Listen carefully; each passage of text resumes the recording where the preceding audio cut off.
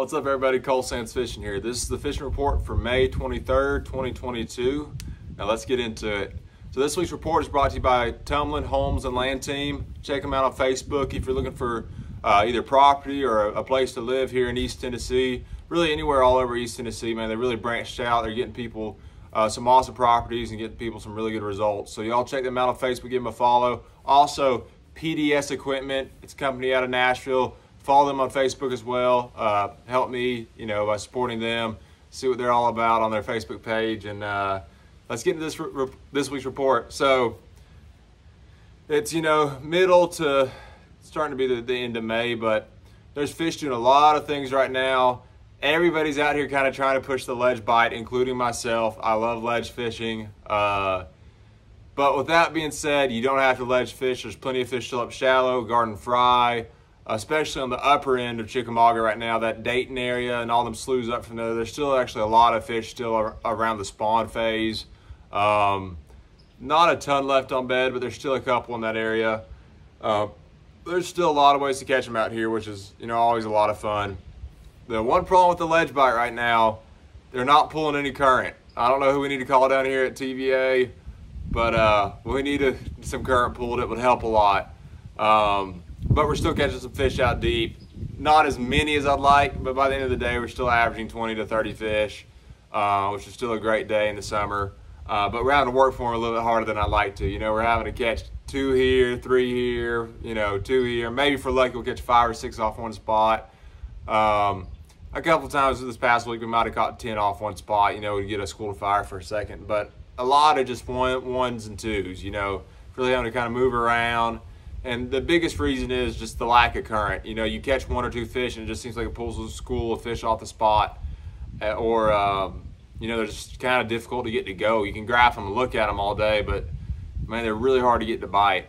But still, had some really good trips this past week. I'll go over those real quick. So I had a trip Monday, 2 trips Tuesday, a trip Wednesday, and then headed out of town. So Monday, had a couple gentlemen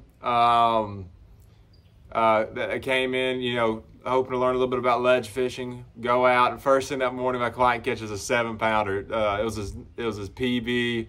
Caught it on a swim bait. Just an old jig head and a swim bait. Caught it like his 3rd cast. It was a awesome start to the day.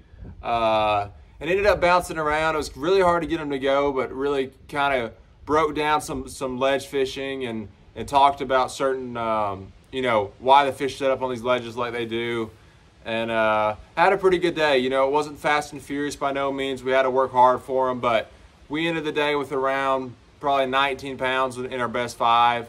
Had like a limit of 3-pounders and that 7-pounder, so it was a really solid day of fishing.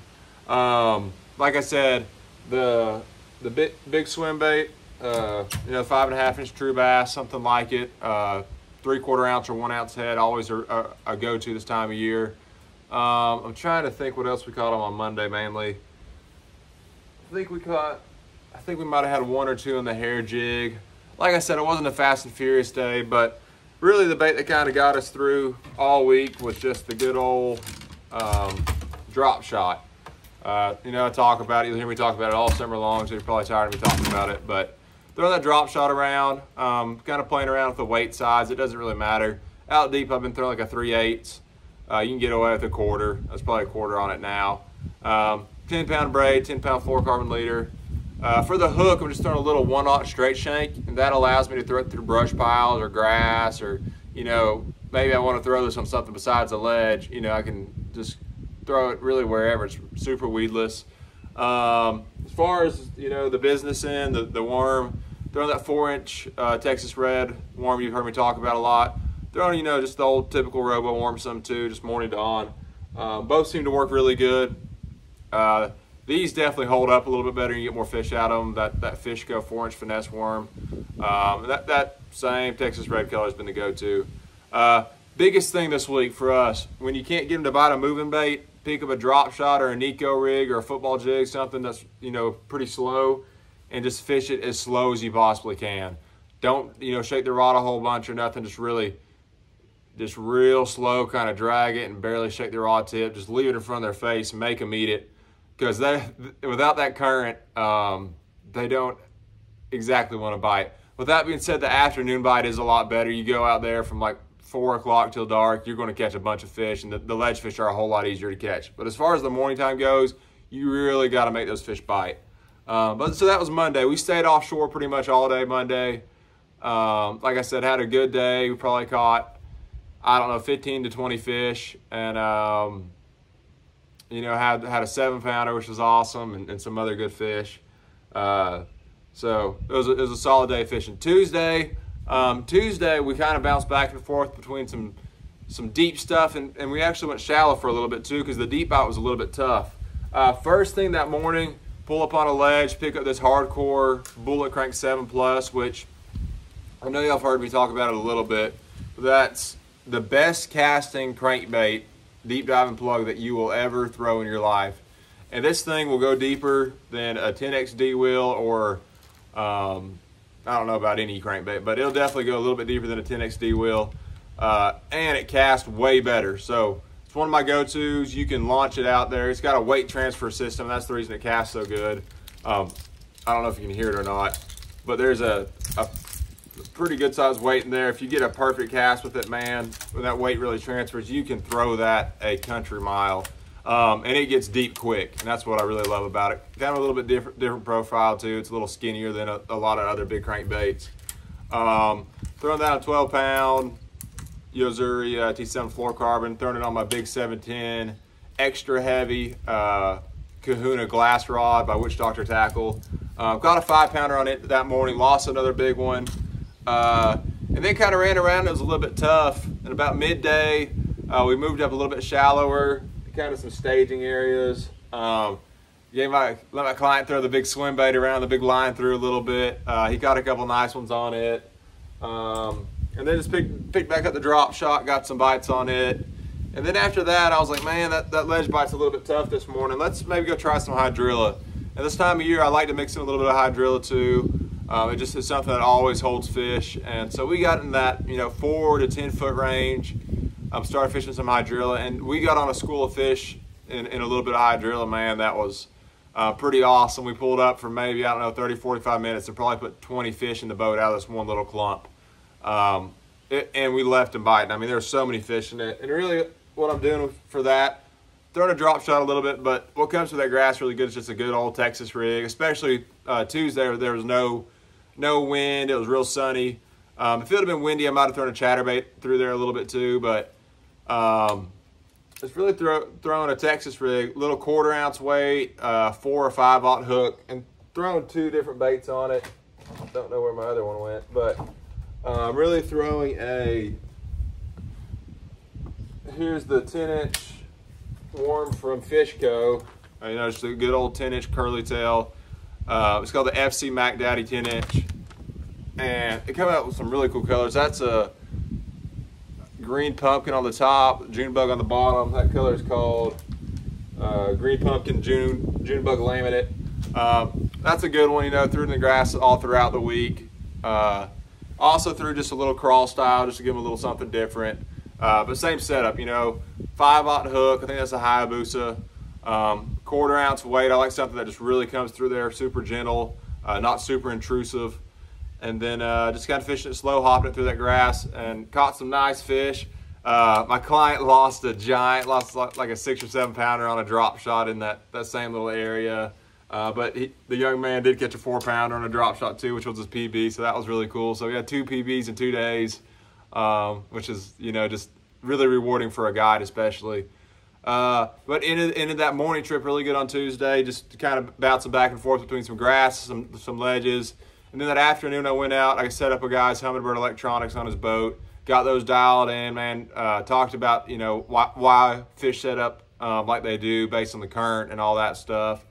Caught a 5-pounder that afternoon trip, caught it on a drop shot of all things. Had another one about 3.5, a couple 3s, and a couple more 2-pounders. So it was a good afternoon Tuesday as well. And then Wednesday, the last day I guided this past week, man, we stayed deep most of the day. We hit shallow for a second and caught a couple, some shallow grass and whatnot. Caught a couple out of it, but man, we really wanted to get those deep fish to work. my client brought his boat, so we set up his electronics. He had a Humminbird Helix 12 on his. We got it dialed in really good, and kind of showed him what bass looked like. Kind of showed him, the difference between a 5 to 10 pounder on the graph compared to a 2 or 3 pounder, or a pound to 3 pounder. So that was pretty cool. And then just kind of beat around, kept rotating ledges, just trying to get one of these to fire. And then caught a couple here and there. It's kind of like my trip, Monday, where you just catch a couple. Caught, a couple 2 pounders. He caught a 3, he caught a 3.5. And then pretty much everything we caught that day was on a Nico rig, which I don't have out, but this is the worm I've been using on it mainly. That 8-inch Fishco Finesse worm, green pumpkin. I think it's green pumpkin blue swirl. Yeah. Throwing that. What I do with it, I get it. I put an O-ring on it. I put that O-ring about right there, so it's a little bit more than halfway up, about 3/4 of the way. Put an O-ring. I get a 1/0, or not a 1/0, excuse me. I get a number 1 or a number 2 Nico hook. I think VMC makes it. Just stick it right through there. You always want the hook point to stick up, because I'm putting the nail weight on the bigger end, the bottom. For the nail weight size, I'm putting a 3/32 in there, which allows me to get it a little bit deeper, especially when there's no current. It'll get down there no problem. Putting that little weight in there. Be sure you put the hook point up, and just throwing it out there and just really letting it go to the bottom, shake it a couple times, let it sit, and the slower the better. But caught some on it Wednesday. What else? Got a couple on the Texas rig. Did catch 2 or 3 on a swim bait. Drop shot was the go-to. Definitely had most of our fish on it. My client had a giant, like a true, I'd have loved to got a better look at it, but I don't even want to guess. 8, 9, 10 pounder, big one on a drop shot, broke them off. Got behind some stumps and some rocks and stuff and broke them off. But that's part of it when you're using that light line and you're around a lot of heavy cover. But caught some nice fish, and then at the end of the day, we finally pulled up to a spot, and we got the fish to fire up just a little bit. It wasn't much, but we probably caught 10 off it if I had to guess. And I picked that little guy up there, and that's the True Bass Shuttlecock hair jig. That's the 5/8. Throwing that on 7.2 medium heavy, Witch Doctor Tackle, Voodoo 2 rod. 16-pound line on this, Yozuri T7 fluorocarbon. I like 16 better because it just falls a little bit more naturally than 20 does. So I go a little bit lighter on the line size there. And 16 is still plenty strong enough that I'm not afraid to boat flip one if I want to, or, I can horse them in a little bit. But threw it out there and caught like one close to 4, and then one that was about 5 pounds back to back. Kind of got them fired up. My client started catching a few on a drop shot, and caught a couple more in the hair jig as well. But that hair jig, not getting a ton of bites on it right now, but the quality is definitely there. It seems like the average size on that is at least a 3 pounder, if not 4 or 5 pounds. That's why I love to throw it. Throwing it out there, burning it, stopping it, and they'll hit it on the fall. But good day Wednesday. It just seemed like a lot of the fish, there's definitely still a lot of fish that aren't deep yet, because I'm checking a lot of my in-between stuff, and there's a lot of places where the fish should be and they're just not there. So I think there's still a lot of fish shallow. Something you can definitely probably go still shallow and throw a wacky rig around and catch a bunch of fish. But I'm going to push the deep bite a little bit, but it was very promising to see the grass bite also, producing pretty well, just fishing those hydrilla edges.